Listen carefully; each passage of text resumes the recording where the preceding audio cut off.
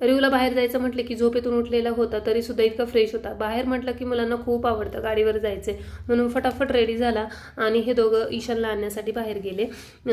तर आता होती हा तर व्हिडिओ तुम्ही ऑलरेडी पाहिलेलाच आहे डेकोरेशनचा, केळवणचा. तर त्यात दाखवण्यासारखं असं काहीच नव्हतं.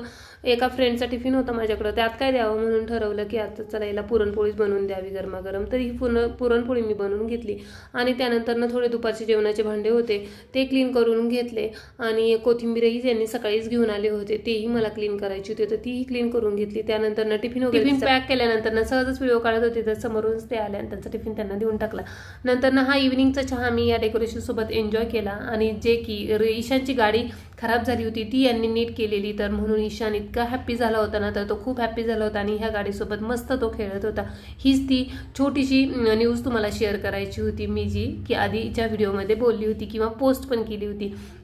इतका कुणालचाही फोन आलेला का मी आलोय म्हणून. ठीक आहे म्हटलं, त्याला माहित होतं ऑलरेडी तो येऊन गेलेला आहे, त्याच्यामुळे मग तो डायरेक्टच घरी आला, त्याला काही घ्यायला वगैरे जायची गरज पडली नाही.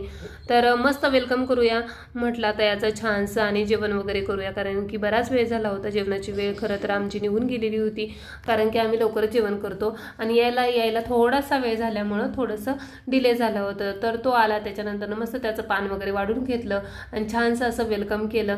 1 मिनिटाच्या रीलसाठी किंवा 1 मिनिटाच्या त्या ह्या सर्व गोष्टीसाठी तर इतका आम्ही वेट केलेलं ना खरं तर.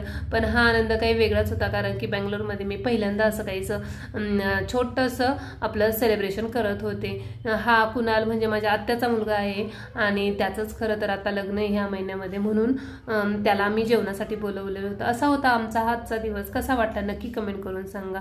आवडल्यास लाईक शेअर करा. थँक्यू.